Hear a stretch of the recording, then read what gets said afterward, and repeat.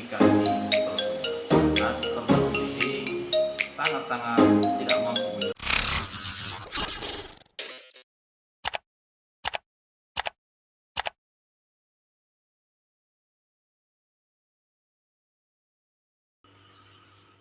Kami belum memperoleh ini tipikasi pelakunya karena si korban sendiri sangat-sangat tidak mampu menjelaskan, bahkan jangankan identitas, ciri-cirinya pun tidak bisa dia sampaikan ke kita, padahal dia berhadapan di siang hari, ya kan? Sekitar jam 4 sore, sangat terang sekali. Nah, lalu kemudian kita bergerak sedikit, apakah peristiwa yang dilaporkan ini betul adanya seperti itu.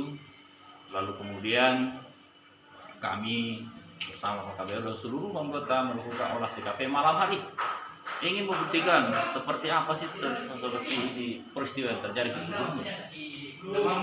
Melihat dari celana yang dipotong menurut si korban itu bahwa ketika si para pelaku itu mengambil uangnya yang berjumlah kurang lebih 7 orang dengan cara digunting celananya, padahal uang itu ada di saku kiri kanan. Padahal tinggal kalau pelaku mau ngambil, tinggal ngambil, tarik, kalau dipakai kancing, udah selesai, ngapain pakai gunting? Mau menggunakan gunting itu akan menggunakan waktu lama. Dan setelah kita peragakan, sangat-sangat tidak mungkin dengan hasil guntingan yang simetris itu dilakukan dalam posisi orang itu berdiri atau celana itu terpasang, tidak bisa.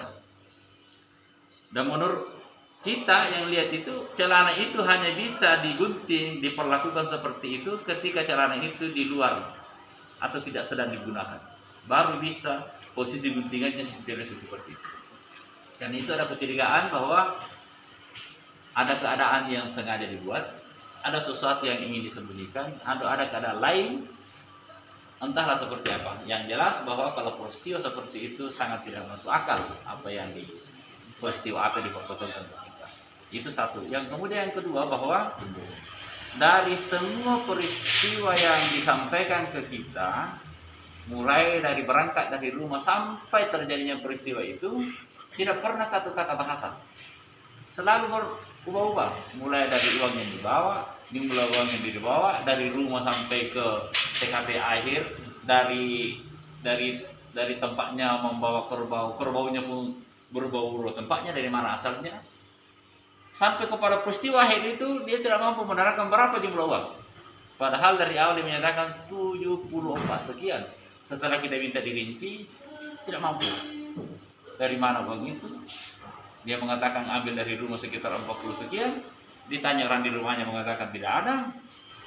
Jadi ada suatu kondisi yang sengaja diciptakan, dugaannya ya, diciptakan oleh pelaku, oleh korban sendiri. Oleh karenanya ke depan masih akan lakukan proses penyelidikan. Peristiwa ini ada, tetapi boleh jadi dia pelapor dan dia juga pelakunya. Boleh jadi. Mudah-mudahan juga tidak.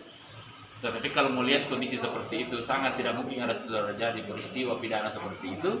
Mau mengambil uang dengan harus mengambil kantongnya. Kamu kak, tujuannya pelaku bukan mengambil kantong celana, mengambil uang ngapain pakai gunting?